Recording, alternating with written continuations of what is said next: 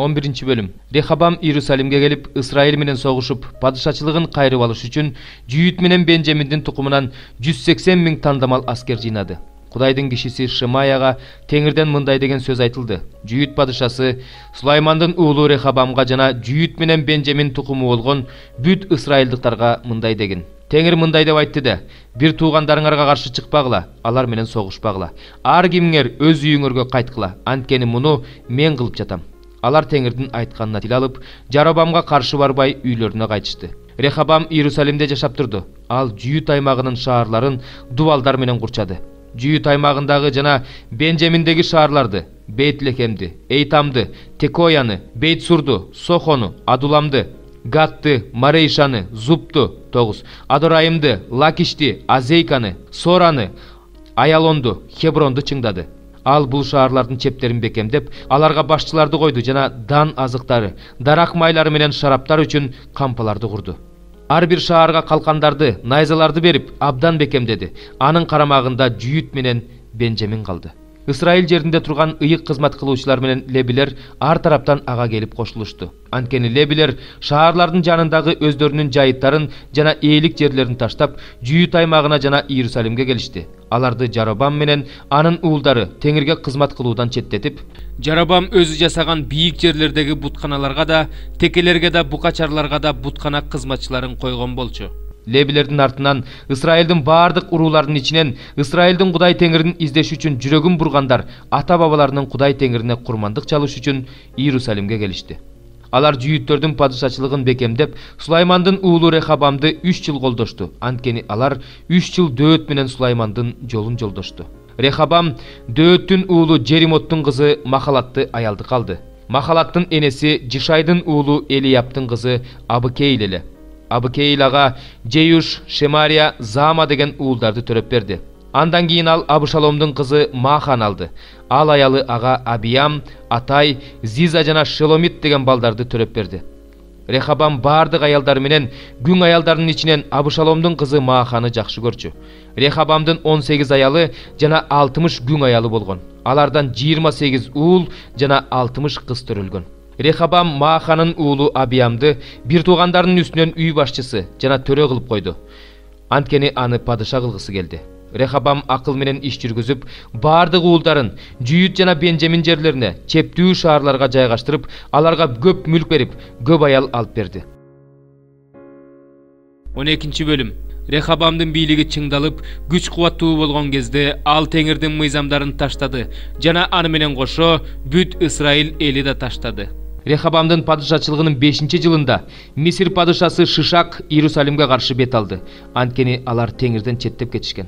Ал 1200 майдан арабасы жана 60 000 атчан аскери менен кол салды.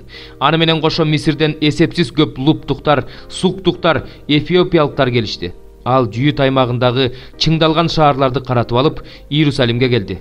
Ошондо Шишактан качып, Иерусалимге келген Жүйүт аймагынын төрөлөрүнө жана Рехобамга Шемая пайгамбар келип мындай деди. Теңир мындай дейт: силер мени таштап койгондуктан мен силерди Шишактын колуна салып берем. Ошондо Жүйүт төрөлөрү менен падыша моюн сунуп, Теңир адилет дешти. Теңир алардын моюн сунганын көргөндө Шемаяга Теңирден мындай деген сөз болду. Булар моюн сунушту. Аларды кырып жок кылбайм. Жакында куткарам. Иерусалимге Шишактын колу менен каарымды төкпөйм. Бирок мага кызмат кылуу кандай экенин жана жердеги падышаларга кызмат кылуу кандай экенин билиш үчүн алар ага кул болушат. Мисир падышасы Шишак Иерусалимге кирип, Теңир үйүндөгү казыналар менен падыша үйүндөгү байлыктарды алды. Сулайман жасаган алтын калкандар менен буюмдардын бардыгын алды. Падыша Рехобам алардын ордуна 10 калкандарды жасап, падыша үйүн кайтарган сакчылардын башчыларынын колуна берди. Падыша Теңир үйүнө киргенде, сакчылар аларды көтөрүп келип, кайра сакчылардын бөлмөсүнө алып кетишчү. Ал моюн сунгандан кийин Теңир каарданганын токтотту. Анын тукумун биротоло жок кылган жок. Анткени Жүйүт аймагында жакшы нерсе бар эле. Рехобамдын падышачылыгы чыңдалып, Иерусалимде падышачылык кыла берди. Рехобам падыша болгондо 41 жашта эле. Теңир өзүнүн ысымын орнотуш үчүн Исраилдин бардык урууларынын ичинен өзү тандап алган Иерусалим шаарында 17 жыл бийлик кылды. Анын энесинин аты Наама, ал Амондук болчу. Ал жаман иштерди кылды, анткени жүрөгүн Теңирди издөөгө бурган жок. Рехабамдын алгачкы жана акыркы иштери Шемая пайгамбардын жазууларында жана көрөгөч Ыданын санжырасында жазылган. Рехабам өмүр бою Жаробам менен согушуп келди. Рехабам көз жумуп, ата-бабалары жаткан жайга кошулуп, Дөөттүн шаарына коюлду. Анын ордуна уулу Абиям падыша болду. 2-бөлүм. Эфестеги жыйындын периштесине мындай деп жаз. Оң колунда 7 жылдыз кармап турган жана 7 алтын шамдалдын арасында басып жүргөн Теңир мындай дейт. Мен сенин иштериңди, эмгегиңди, чыдамкайлыгыңды, бузулгандарга чыдай албастыгыңды, элчи эмес болушса да өздөрүн элчибиз деп эсептегендерди сынап көрүп, алардын жалганчы экенин аныктаганыңды билем. Сен көп нерсени башыңдан өткөрдүң. Сенде чыдамкайлык бар. Менин ысымым үчүн иштедиң, чарчаган жоксуң. Бирок менин сага айта турган бир нааразычылыгым бар. Сен биринчи сүйүүңдү таштап койгонсуң. Ошондуктан кайсы жерден жыгылганыңды эстеп, тобо кыл да, мурун жасап жүргөн иштериңди жасай бер. Эгерде андай кылбасаң, тобо кылбасаң, анда мен сага жакын арада келем да, шамдалыңды ордунан алып таштайм. Бирок сенин Николайдын окутуусун, жолдоочулардын иштерин жек көргөнүң жакшы. Алардын иштерин мен да жек көрөм. Кимдин кулагы бар болсо, ал рухтун жыйындарга эмне деп айтып жатканын уксун. Жеңген адамга Кудайдын бейишинин ортосундагы өмүр дарагынын жемишинен даам таттырам. Смирнадагы жыйындын периштесине мындай деп жаз. Өлүп кайра тирилген биринчи жана акыркы мындай дейт. Мен сенин иштериңди, тарткан азаптарыңды жана жакырдыгыңды билем. Бирок сен байсың. Өздөрүн жүйүтпүз деп эсептеп жүргөндөрдөн жаман сөздөрдү укканыңды билем. Бирок алар жүйүттөр эмес, шайтанга таандык адамдардын тобу. Башыңдан өтө турган кыйынчылыктардан коркпо. Сыналышыңар үчүн шайтан силердин араңардан кээ бирөөлөрүңөрдү зынданга салат. 10 күн кыйналасыңар. Өмүрүңдүн акырына чейин ишенимдүү бол, ошондо мен сага өмүр таажысын берем. Кимдин кулагы бар болсо, ал рухтун жыйындарга эмне деп айтып жатканын уксун. Жеңген адам экинчи өлүмдөн зыян тартпайт. Пергамдагы жыйындын периштесине мындай деп жаз. Экимиздүү кылычы бар Теңир мындай дейт. Сенин иштериңди билем. Сен шайтандын тактысы турган жерде жашайсың. Менин ысымымды бек тутуп жүрөсүң. Менин ишенимдүү күбөм Антипа силердин араңарда. Шайтан жашаган жерде өлтүрүлгөн күндөрдө да мага болгон ишенимиңден баш тарткан жоксуң. Бирок менин сага айта турган бир аз нааразычылыгым бар. Сенде Биламдын окутуусун жолдогондор бар. Ошол Билам Балакты Исраил уулдарын азгырууга, аларды буркандарга чалынган курмандыктан жегенге бузуктук кылууга үйрөткөн. Ошондой эле сенде Николайдын окутуусун жолдогондор бар. Мен ал окутууну жек көрөм. Тобо кыл. Эгерде антпесең, мен сага жакында келип, ошол окутууну жолдогондорго каршы оозумдагы кылыч менен согушам. Кимдин кулагы бар болсо, ал рухтун жыйындарга эмне деп айтып жатканын уксун. Жеңген адамга жашыруун маннадан даам таттырам жана ага бир ак таш берем. Ал таштын бетинде жаңы ысым жазылуу болот. Алган адамдан башка эч ким ал ысымды билбейт. Тиатирадагы жыйындын периштесине мындай деп жаз. Көздөрү оттун жалындай күйүп турган, буттары жездей жаркырап турган Кудайдын уулу мындай дейт.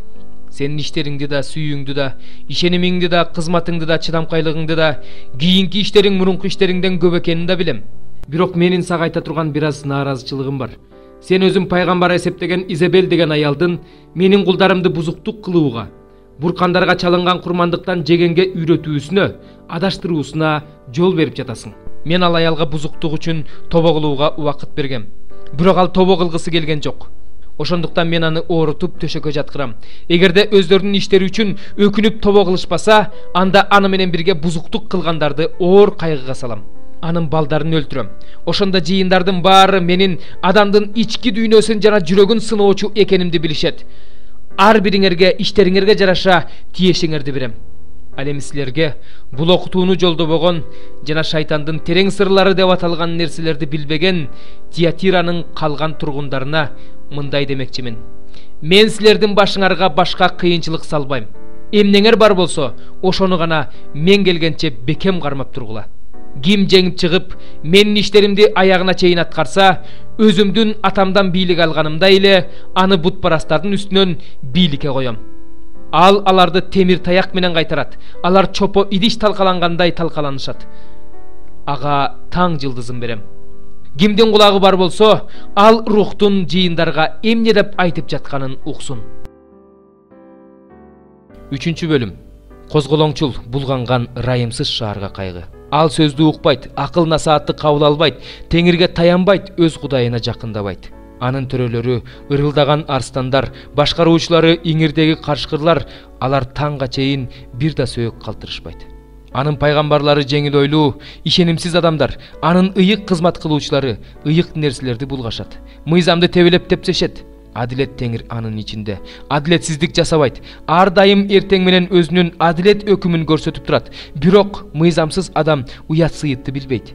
Мен элдерди кырдым, алардын чептери кыйратылды, алардын көчөлөрүн ээн калтырдым.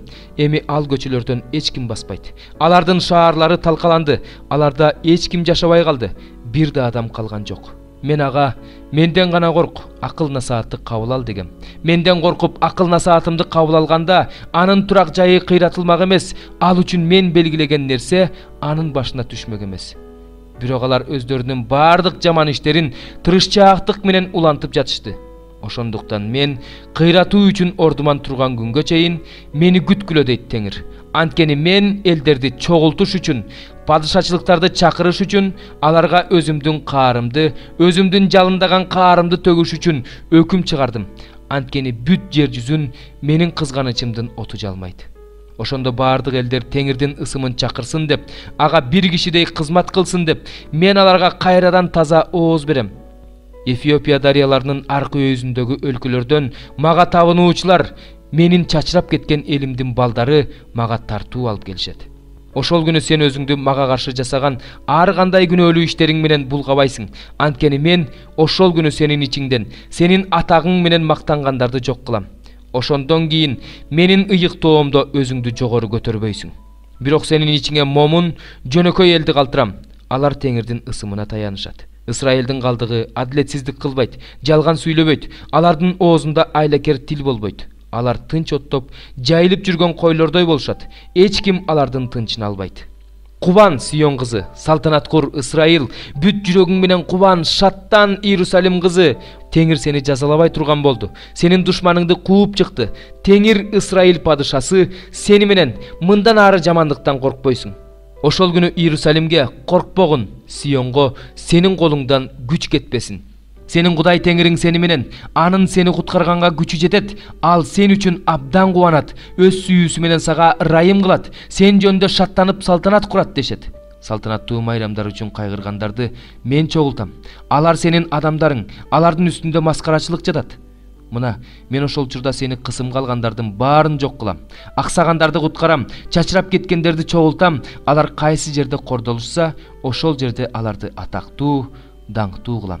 Ошол учурда силерди алып келем. Ошол эле учурда силерди чогултам. Мен силердин туткундарыңарды көз алдыңарда кайрып келип, силерди жер үстүндөгү бардык элдердин арасында атактуу, даңктуу кылам дейт теңир. Жакан жазган жакшы кабар. 1-бөлүм. Эң башында сөз бар болгон. Сөз Кудайда болгон, жана сөз Кудай болгон. Сөз эң башында Кудайда болгон. Бардыгы ал аркылуу башталган. Эмне башталса да ансыз башталган эмес. Анда өмүр болгон. Ал өмүр адамдар үчүн жарык болгон. Жарык караңгыда жаркырап турат. Караңгылык жарыкты каптаган жок. Кудай жиберген бир адам болгон. Анын ысымы Жакан эле. Ал күбөлөндүрүү үчүн келген. Баары ал аркылуу ишенип калыш үчүн, ал жарык жөнүндө күбөлөндүрүү үчүн келген. Ал жарык эмес болчу, бирок жарык жөнүндө күбөлөндүрүү үчүн келген. Бул дүйнөгө келген ар бир адамды жарык кылуучу чыныгы жарык бар эле. Ал бул дүйнөдө болгон, дүйнө ал аркылуу жаралган, бирок бул дүйнө аны тааныган жок. Ал өз элине келди, бирок өз эли аны кабыл алган жок.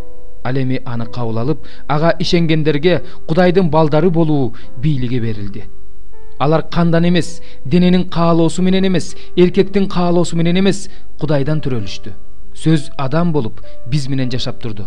Биз анын даңкын, атанын жалгыз уулунун даңкын көрдүк. Ал ырайымдуулук менен акыйкатка толо эле. Жакан ал жөндө бийи күн менен мындай деп күбөлөндүрдү. Менден кийин келе жаткан менин алдыма чыкты. Анткени ал менден мурун эле бар болчу, деп мен ушул адам жөнүндө айткам. Андагы толуктуктан бардыгыбыз ырайым үстүнө ырайым кабыл алдык. Анткени мыйзам Муса аркылуу берилди. Ал эми ырайым менен чындык Иса Машаяк аркылуу пайда болду. Кудайды эч ким эч качан көргөн эмес. Аны бизге атанын ичиндеги жалгыз уул көрсөттү. Жүйүттөр Иерусалимден ыйык кызмат кылуучулар менен лебилерди жиберип, сен кимсиң деп суратышканда, Жакан аларга мен Машаяк эмесмин деп күбөлөндүрдү. Ал жооп берүүдөн баш тарткан жок, ачык эле айтты. Ошондо алар, анда сен кимсиң? Илияссыңбы деп сурашты. Пайгамбарсыңбы деп сурашканда ал жок деп жооп берди. Деги сен кимсиң? Бизди жибергендерге жооп бергидей бололу. Өзүң жөнүндө эмне дейсиң дешти алар. Ошондо Жакан мындай деди: Ишая пайгамбар теңирге жолду түздөгүлө деп ээн талаада бир үн жар салат деп айткан. Ошол үн менмин. Жиберилген адамдар фарисейлерден эле. Алар Жакандан: эгерде сен Машаяк да, Илияс да, пайгамбар да эмес болсоң, анда эмне үчүн сууга чөмүлдүрүп жатасың деп сурашты. Жакан аларга: мен сууга чөмүлдүрүп жатам, бирок араңарда силер тааныбаган бирөө турат. Ал менден кийин келип менин алдыма турду. Мен анын бут кийиминин боосун чечүүгө да татыксызмын деп жооп берди. Бул Иордан дарыясынын чыгыш тарабындагы Битабара айылында Жакан сууга чөмүлдүрүп жаткан жерде болду.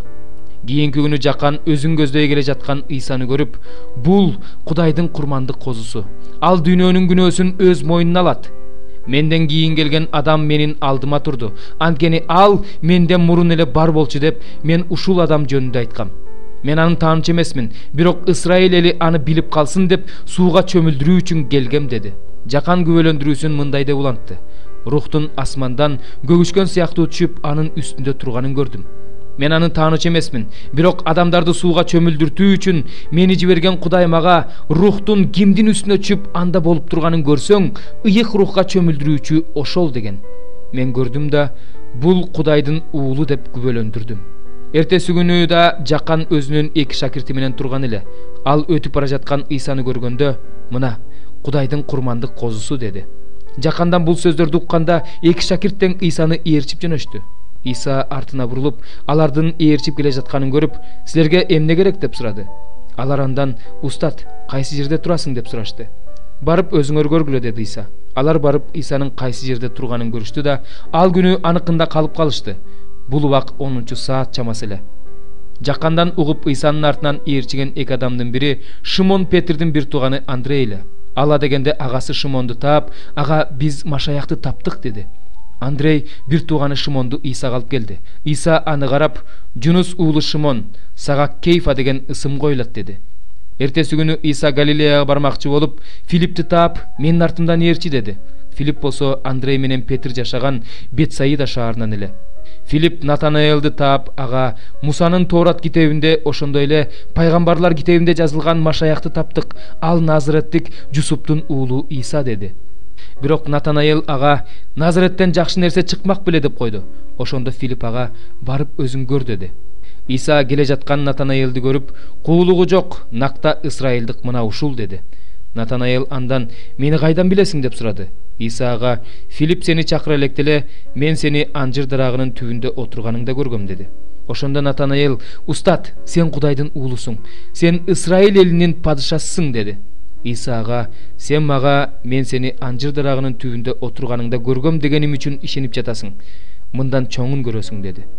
Дагы мындай деди: чындыкты, силерге чындыкты айтып коеюн.